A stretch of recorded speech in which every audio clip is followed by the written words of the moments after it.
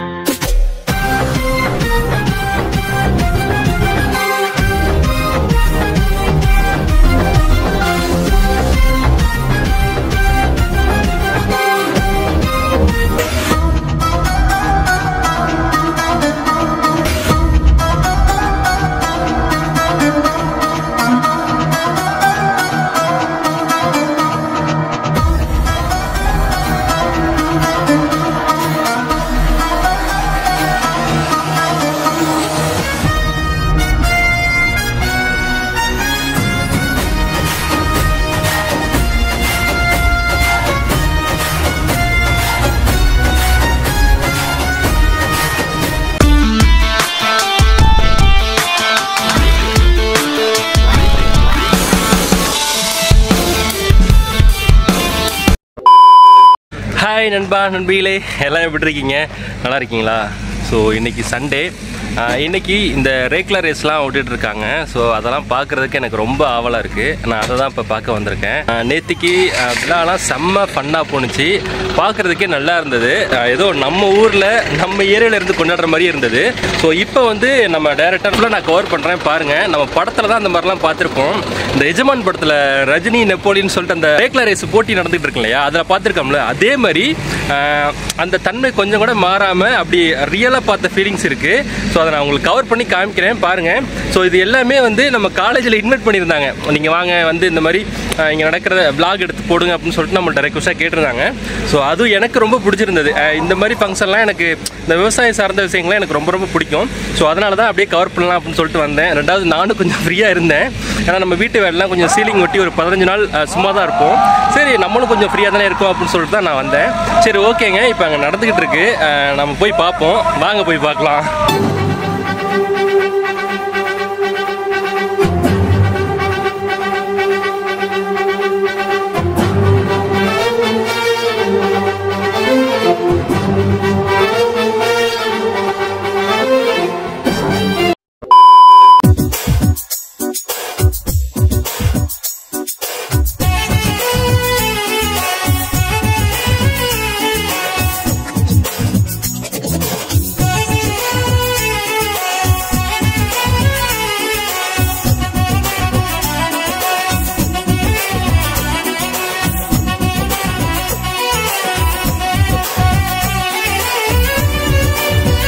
ஃபைனலாக எல்லாமே முடிஞ்சுங்க. 2 நாள் சனி ஞாயிறு செம்மையாக என்ஜாய் பண்ணோம். ஸோ இது எல்லாத்துக்கும் காரணம் சக்தி காலேஜ் தான். ஸோ அவங்களுக்கு ரொம்ப தேங்க்ஸ் சொல்லிக்கிறேன். ஸோ அவங்க இன்வைட் பண்ணதுனால தான் நான் என்னால் இங்கே வர முடிஞ்சது. இந்த மாதிரி காலேஜில் பொங்கல் கொண்டாட்டம், இந்த மாதிரி பசங்க பொண்ணுங்களாம் ஜாலியாக இருக்கிறத பார்த்துட்டு நமக்கே ரொம்ப ஆசையாக இருக்குது. ஆக்சுவலி நான் வந்து கரஸில் தான் பிபிஏ பண்ணேன். இந்த மாதிரி டைரெக்டாக காலேஜில் ஜாயின் பண்ணி படிக்கலையே அப்படின்ட்டு இப்போ ரொம்ப மிஸ் பண்ணுறேன். ஸோ இதெல்லாம் வந்து ஒரு ஃபன் மூமெண்ட், ஒரு ஜாலி தான். ஸோ அதெல்லாம் வந்து யாரும் தவற விட்டுறாதீங்க. சரியான டயத்தில் சரியான வாய்ப்பை பயன்படுத்திக்கிட்டு எல்லா பேரும் ஒழுங்காக படிங்க.